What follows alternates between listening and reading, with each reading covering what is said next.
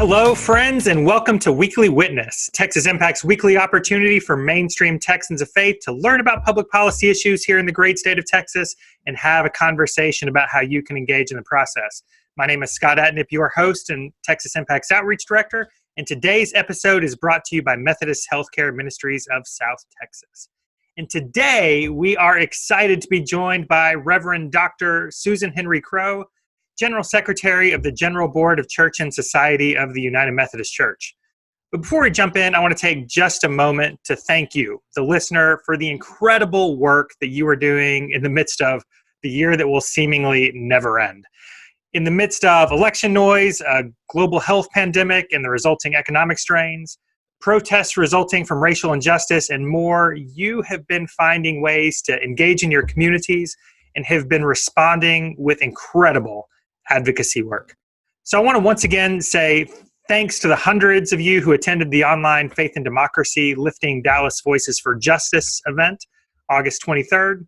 For those unable to attend, the Faith Leader Panel and the voting panels are available on Texas Impact's YouTube and in the Weekly Witness podcast feed.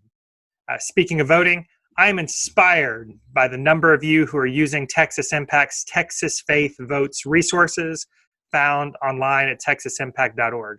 Texas Faith Votes has tools for you and your congregation to promote safe, accountable voting in 2020, including a checklist for those wanting to ensure a safe, fair election, a pledge to vote in this November's election based on our shared faith priorities of healthcare, climate, immigration, and a rejection of discrimination, a challenge to recruit election workers, which was discussed in the panel at the Dallas event, and tools for you to help your congregation vote by mail, which was also discussed in the Dallas voting panel. Y'all, it is more important now than ever for you and your congregation to be active and engaged. So please check out the resources available at texasimpact.org and email me at scott@texasimpact.org to share how you and your congregation are participating or to let me know if you have any questions. This is an important time for Texans of faith to raise our voices. The world needs Texans of faith like you to be active and engaged, working to bring about justice through advocacy and at the ballot box. So let's covenant together to make positive change. And as a reminder, we are in a pandemic world, and my dogs are letting me know that the trash truck is going by. So with all of that, we are excited to welcome to the conversation Reverend Dr. Susan Henry Crowe. Susan, thank you so much for taking the time to be with us today. It's a pleasure to be with you. I've been really looking forward to this. It's such an important time that we come together as people of faith and to really put our faith in action. So thanks for inviting me. Absolutely. Now, it is a strange time. How are you feeling? How are you processing the world that we're currently living in? You know, I tend to be basically a person of hope. And so I live in sort of a liminal space of hope, even on the darkest days. And there are dark days and trying days for many, many people. But I believe that people of faith can really come together and really act faithfully and make the world a better place. So generally, I am hopeful. I love it when we have pastors on because you always start with such a pastoral word that gives me hope. So for those unfamiliar with the General Board of Church and Society, tell us about the agency and how you interact with local churches and the broader faith network in D.C. This is one of my favorite things to talk about. The General Board of Church and Society has been on Capitol Hill for just about 100 years. We will celebrate our 100th anniversary in 2023.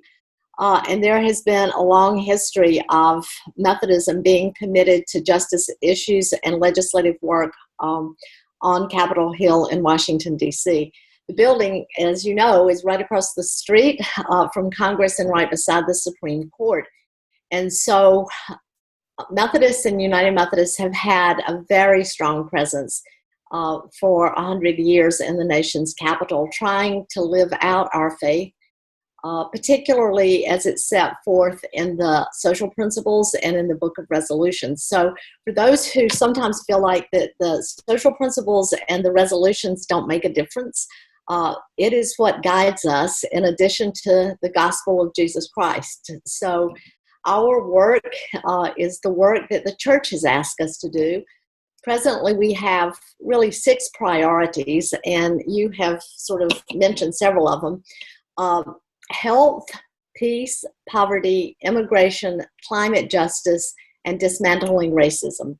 So those are the things that at the end of the day, when we get requests to do organ transplant advocacy or something, which is important, as the church has said, we would have to turn to our top priorities when our capacity gets low and put our energy in those 6 issues. They're broad, and they affect every community, not only in the United States, but all around the world. So when we think about poverty or climate justice or immigration, migration, or health, those issues are issues that United Methodists have historically cared about and continue to try to work on so that more justice can be maintained in civil society. So that's the work that we do. And so just a little snippet, a day in the life of me is a little bit like when under other circumstances might be a couple of visits on Capitol Hill to a Senate office or to a representative office, usually with a group, but not always, of people from various parts of the country, so maybe from Texas or Idaho or New England. And then there are ecumenical partners in D.C. called Heads of Washington Office or the Interfaith Work. And sometimes we will go together to advocate on a bill that all of us would care about. An example right now is that we really wanted a relief package because we thought the impact on that is felt by so many people and needed. And so we have been working on another relief package. Congress is probably not going to do that now. So we will continue to work and urge people like from Texas to call their congressional delegations to say that this is very urgent and important. Yeah, and so I'll just add to that. Congress is home right now, and so we have an opportunity to make those telephone calls. We have the opportunity to especially let our senators know what we think about the stimulus bill and prioritize the fact that there is still help needed. I am happy that our priorities line up so closely. That will make our board happy because we're supposed to be lining up with the priorities that the general church levels have. You mentioned your 6 priorities. I wonder how you personally and how the General Board of Church and Society prioritize the issues that you're going to spend time and energy on. That is a fairly technical process, both with the staff and with the board, of seeing what is coming up at the national level and state levels, and what our attention really can make a difference on. So it's kind of a balance between what's happening in the country, both at the social level and what's happening at the national level where we can make a difference.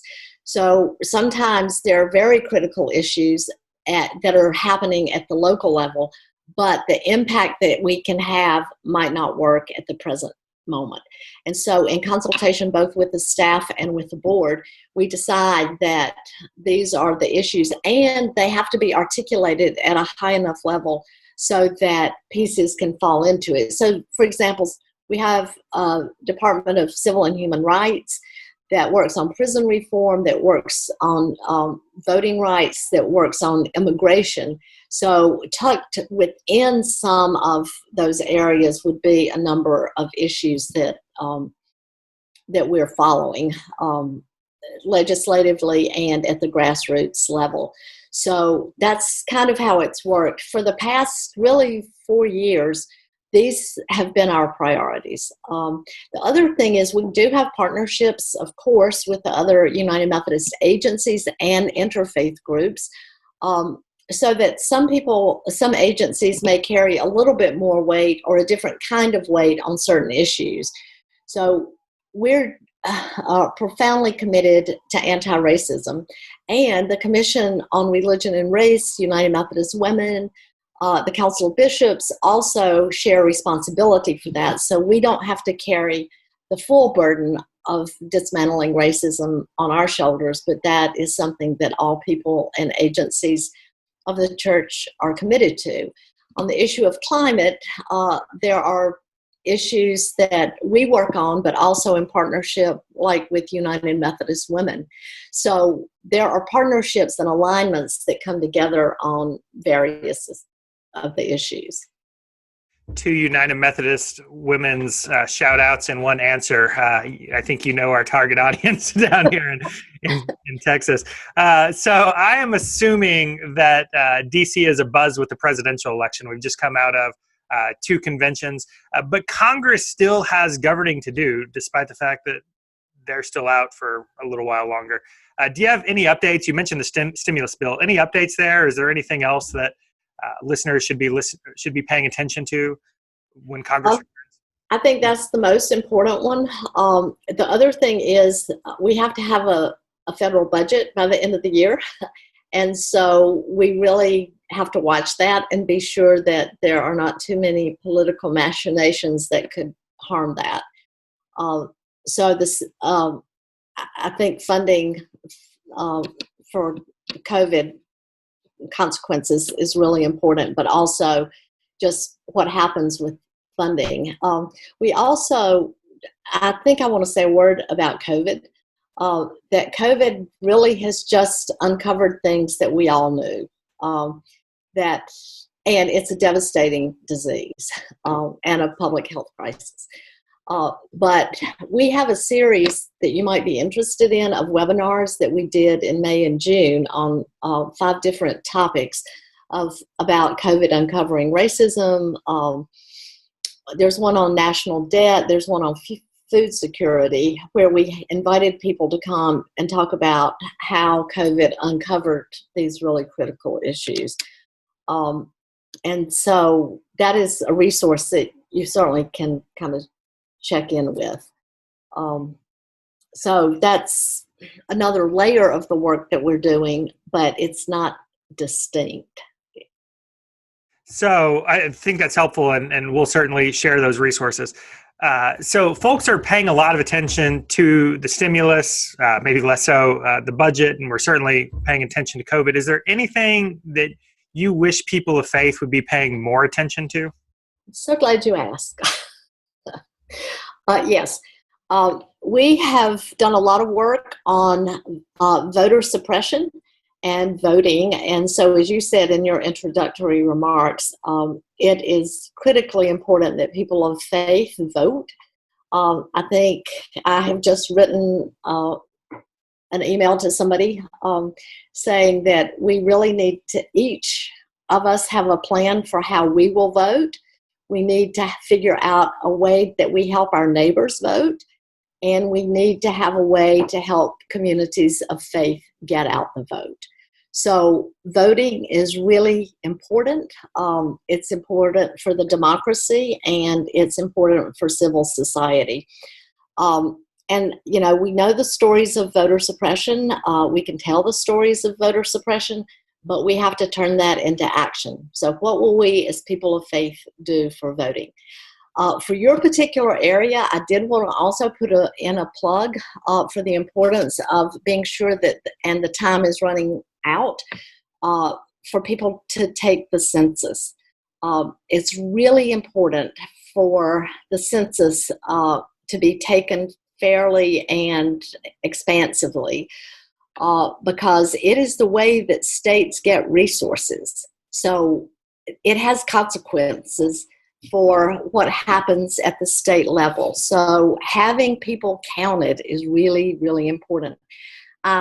my mother of blessed memory died about 20 years ago, and one of the last things that she did when she certainly was not feeling well was helping get out or helping take the census, and she always loved doing it. She loved going into very remote places and helping people be counted.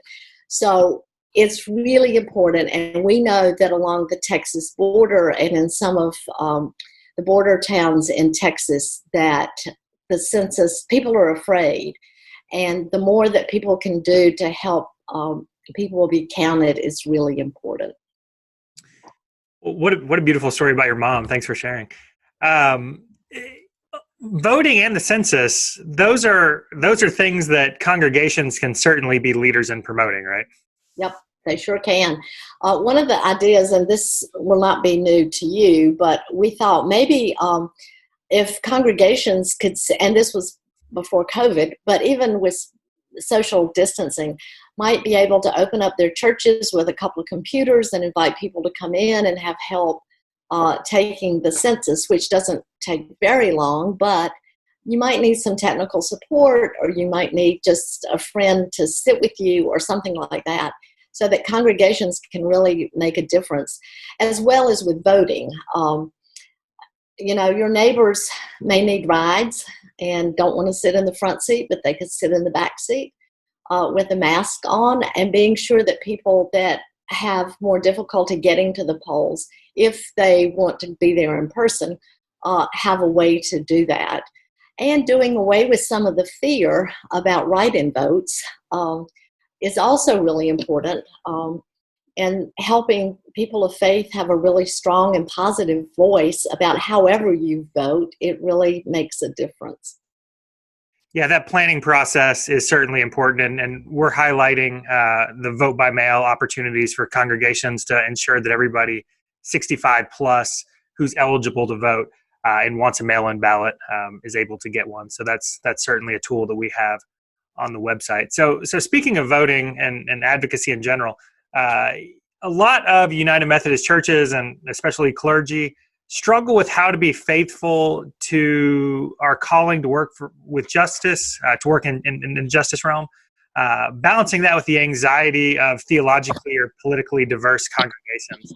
What advice might you be able to offer to those clergy and congregations? I don't know how much South Carolina is like Texas, but maybe a little bit. I was a pastor for 15 years in South Carolina, and I always served churches that probably would identify themselves as either being pretty, in today's language, either moderate, conservative, kind of ish, with all the issues that we see in the world today. And I mean, I don't want it to sound Pollyanna-ish, but sort of falling in love with people is what I like, whether I really agree with them or not, but helping them know that they have both a place in the church and a place in civic life, regardless of what their particular positions are on a variety of issues, and standing strong about what the gospel says about race, and what the gospel says about poverty and peacemaking and health and salvation. All of those issues are important to all of humankind. And so a kind of, gentleness, a kind of openness, a kind of kindness in the world is really important. And I know that all people are not kind and gentle. I've met a few in my time. Maybe even as a pastor, right? Maybe even as a pastor. But I do think that hearts and minds can be won by living the life that Christ would have us to lead, as I see it from my perspective, and that justice does not have to be sacrificed, that both love and justice go together, and that there is a way that hopefully we can live our lives in that kind of way, and acting strongly on behalf of love and acting strongly on behalf of justice. We do have, this kind of goes to the congregational question, but we do have a civic engagement toolkit that is available for all congregations and anybody that wants to order it online. And it's paper, so you can look at it and see how you can have yourself or your congregation or subsets of your congregation engage on civic responsibility. I think the constituents that we're talking to today probably know a lot of that. So because you all have done such a fantastic job with Texas Impact of helping mobilize people for action. But there are resources that we have that we would certainly encourage you to use. Well, we will all have to check those out. I'll also say that my guess is a lot of those congregations you serve are a lot like congregations I've been around where even if they're centrist or maybe a little more conservative, they probably still have a heart for missions, right? Yeah. And so I think one of the challenges is figuring out how we can connect those stories we learn in the missions realm with, challenging folks to take that next step into advocacy or helping Right. Meet some of those unmet needs that are causing those missional needs to come up. Anyway, thanks for that. What do you hope congregations and those listening do to participate faithfully in democracy in the weeks to come? In the weeks to come, I think it's, if I had to prioritize, I think talking to your congregation, to your congressional delegations about the stimulus package and relief package is really important. I think making your own plan and helping your congregation think about voting is really important. And I think anything particularly that you all can do in Texas on the census would be critically important. And I think just being faithful United Methodists and living out our best selves in the world is really important, as we really do take seriously the social principles and the various resolutions that really tell us more about how we can live. On this dismantling racism, I pulled together some of the resources that we have on racism in statements in the church, but they go to the local level of you can help your policing by having conversations in your local communities. You can help by pulling people together on various issues at the local level. And the resolutions, while if you're looking at the book, they look pretty boring. But when you look into one of them, it's like, oh, yeah, these are some things that we can do. And so finding ways to connect with what the church has already said, you don't have to reinvent the wheel. I mean, we've said a lot about a lot of things. Right. But we need to put some feet on some of that and some arms around it. So I think that, looking at the particular issues, whatever they are, if it's immigration or if it's policing reform or if it's prison reform or, helping not as many people go to prison, all of those issues are things that we can do in our local communities. Well, I was in a room a couple of years ago where we were having a healthy debate about whether or not we needed social principles. And I had to say then, I am a United Methodist, and one of the reasons I am is because of the history of the church engaging on these important issues and the fact that we have statements on behalf of these issues of justice and people who are working to bring about justice both in DC and local communities. So I certainly thank you for that important work that you're doing. You started us out with hope today. I wonder if you can maybe end with a moment of hope too. We certainly need it in this world. Is there anything right now that brings you hope that you'd like to share with us? What I miss the most in this time is being together. It is really hard. United Methodists are people of meeting, of convening, of talking, of drinking coffee, of all of that. And that has been my whole life in the church, is being together. And I really, really miss being together. And Zoom is a pretty poor substitute, but it is a substitute. And so I think what brings me hope is opportunities like this for us to be together and to share the struggles, to share the journey, and to have a vision of where we're going. So I think today, this will be the highlight of my day. All right. It will be, of engaging with you all and talking to a screen where I know there are hundreds of people on the other side that I cannot even see. But it is the invisible made visible, and it is the hopeless made hopeful, and it is the message of Jesus Christ that sustains us all. Well, this is now the highlight of my day. So thank you. Thank you for those words. Before we let you go, is there anything else you'd like to shamelessly plug today? Shamelessly, I don't think. I think vote. I think stay safe, wear your mask, stay at a distance with your friends, but express love in all the ways you can, and know that there are people in Washington and all around the world that are working with and for you to bring justice to all of creation. Amen. Well, Susan, thank you so much for the time today. I really enjoyed the conversation. Thank you for the work that you're doing each and every day, along with your staff and the General Board of Church and Society team, to represent our shared values in Washington, D.C. and beyond, for the way you equip local congregations throughout the world to do this important work. So thank you so much for all you do. And thank you all, and thank you for inviting me. Absolutely. We'll have to do it. So everybody knows, before we came on, we talked about needing to find a time post-COVID to be able to bring you down to Texas. So we'll have to figure out how to make that happen at some point. I'm there. All right. Well, friends, thank you all so much for tuning in today.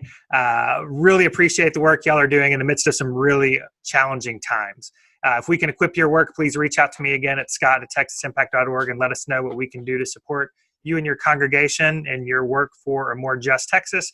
And remember that this work is supported by members like you, so make sure that you and your congregation are members of Texas Impact by going to texasimpact.org/join.